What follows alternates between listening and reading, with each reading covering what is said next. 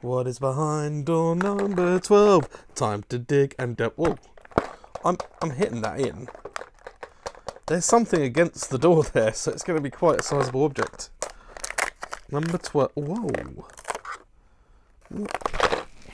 This looks like...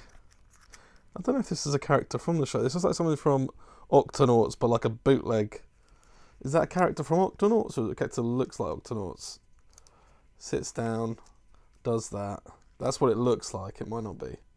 And if that is an actual character, then I don't know its name. I don't know the names anyway, but it looks like the one that's like a white bear or whatever, that main character, but it's like a bootleg version, but could be wrong.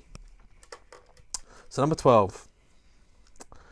One day we're going to get something good. I believe in here. But for now, I'll see you tomorrow. Thanks for watching.